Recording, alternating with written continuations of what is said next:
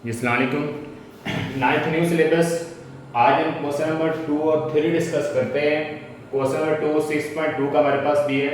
Last time हमने question number 1 को discuss किया था।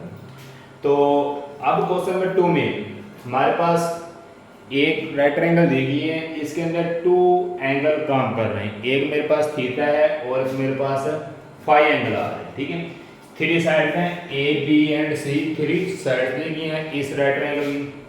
तो इसमें आपने फाइंड क्या करना बच्चों जी, सबसे पहले डिस्कस कर लेते हैं हम भी। आपने साइन थीटा फाइंड करना है। ठीक है, इसके बाद कोस थीटा फाइंड करेंगे, फिर आपने टेन थीटा फाइंड करना है। ठीक है, इन 3 ट्रिग्नोमेट्रिक फंक्शंस की आपने वैल्यू निकालनी है। तो यहाँ पे सबसे पहले आप लिखेंगे बच्चों, ये मेरे पास ए साइड है, इसके सामने आपके पास हमेशा क्या होगा, स्मॉल ए होगा। कैपिटल ए के सामने क्या लेंगे, स्मॉल ए। कैपिटल बी के सामने स्मॉल बी। कैपिटल सी के सामने स्मॉल सी। ठीक है, ये मेरे पास इनकी साइड्स आ गई। क्या मेरे पास साइड्स आ गई।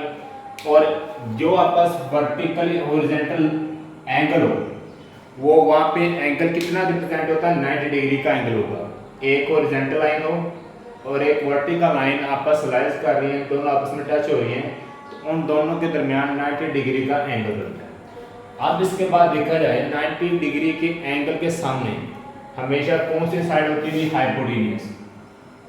क्या होगा भाई, हाइपोटेनियस। 90 डिग्री के एंगल के सामने हाइपोटेनियस। ठीक है, ये मेरे पास हाइपोटेनियस। अब यहाँ पे आपने वैल्यू निकालनी है थीटा की। जब थीटा की वैल्यू निकालनी है तो थीटा के एंगल के सामने, लास्ट टाइम लेक्चर में मैंने बताया कि थीटा के एंगल के सामने हमेशा क्या होगा, परपेंडिकुलर होगा। क्या होगा भाई, परपेंडिकुलर।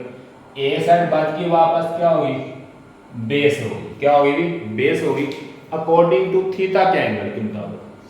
अब आप जानते हैं कि साइन थीटा मेरे पास होता है perpendicular over hypotenuse. Perpendicular over hypotenuse होता है साइन थीटा। परपेंडिकुलर की वैल्यू मेरे पास सी है, हाइपोटेन्यूज बी है। कोस थीटा आप जानते हैं मेरे पास बेस ओवर हाइपोटेन्यूज है। बेस ओवर हाइपोटेन्यूज, बेस ए है और हाइपोटेन्यूज क्या आ रहा है मेरे पास, बी। ये आंसर है। tan थीटा आप जानते हैं परपेंडिकुलर ओवर क्या होता है आपके पास, बेस। परपेंडिकुलर मेरे पास कितना आ रहा है, सी, और बेस कितनी आ रही है, ए। तो ये इनके आंसर है।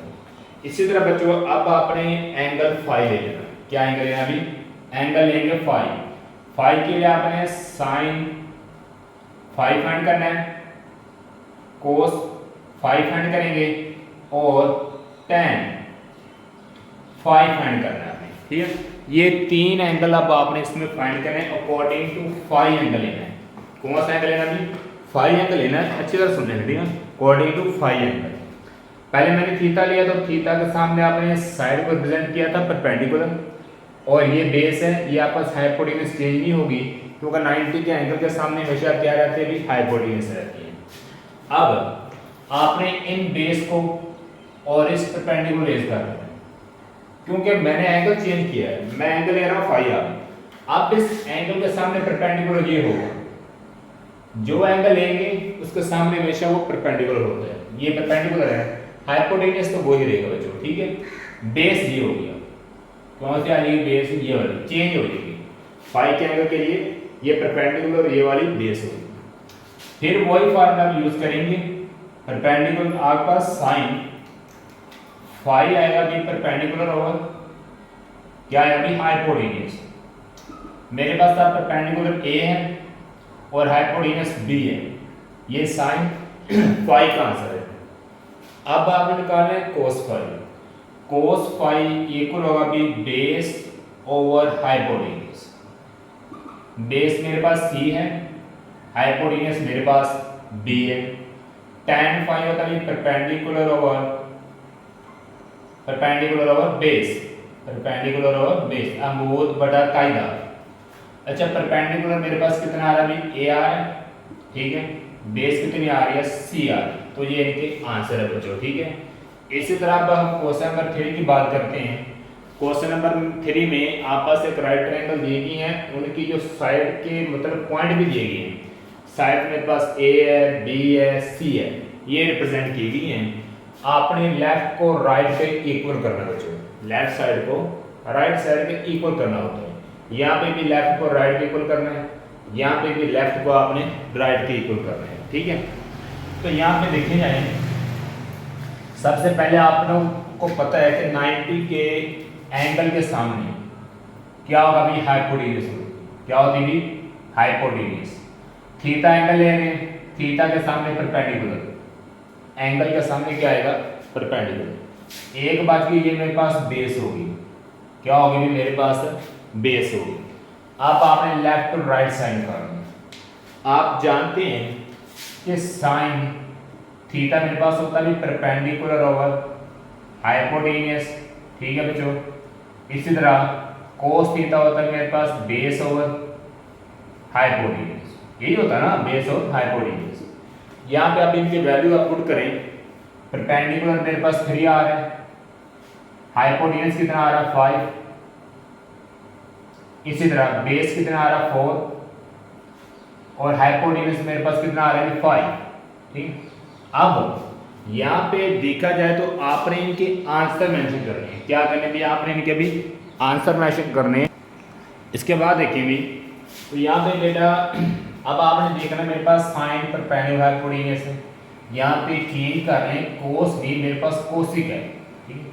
कोसिकेंट थीटा आएगा, तो कोसिकेंट थीटा में आप एंगल को चेंज करेंगे, जो साइन होगा वो इसका रेसिप्रोकल आएगा, मतलब हाइपोटेन्यूज ओवर परपेंडिकुलर, क्योंकि साइन की जो कंजर्वेशन होती है वो कोसिक के साथ होती है, कोस की सीकेंट के साथ होती है और टैन की कोट में होती है।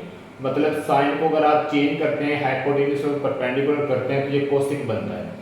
कोस की वैल्यू को चेंज करेंगे और सीकेंट बनता है। टैन को अगर आप चेंज करेंगे तो मेरे पास कोट आएगा, ठीक है बच्चों।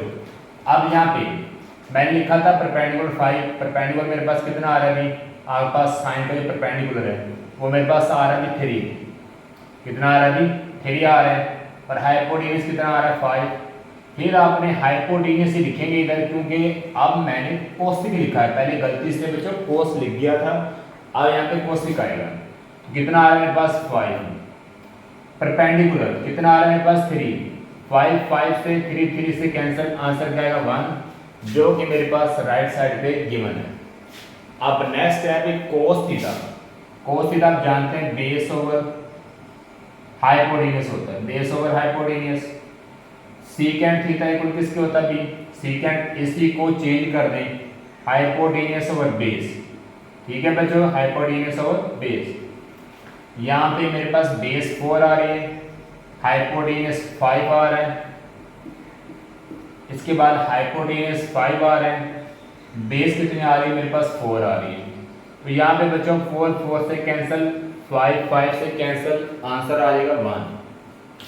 नेक्स्ट सॉल्यूशन करेंगे, tan होता भी परपेंडिकुलर ओवर बेस, अमूद बटा कायदा, कोट इसी का चेंज करेंगे, बेस ओवर परपेंडिकुलर, कायदा ओवर अमूद इक्वल। अब आपने इनकी वैल्यू पुट कर देंगे, परपेंडिकुलर मेरे पास 3 है, बेस 4 आ रही है, फिर बेस 4 आ रही है, परपेंडिकुलर बच्चों 3 आ रही है, 4 से कैंसिल, 3 से कैंसिल, आंसर कितना आएगा 1, जो कि क्वेश्चन नंबर 3 में आपने लेफ्ट को राइट के इक्वल किया, बिल्कुल इजी मेथड थे, तो ये मेरे पास आंसर है। अगर आपको राइट ट्रायंगल में हाइपोटेन्यूज, परपेंडिकुलर, बेस, एंगल को रिप्रेजेंट करना है, ठीक है, अगर ये आ जाएगा तो आप कोई भी क्वेश्चन गलत नहीं कर सकते, ठीक है ना। इनको बच्चों इस तरह प्रिपेयर करें। अब हम क्वेश्चन नंबर नेक्स्ट करते हैं भी।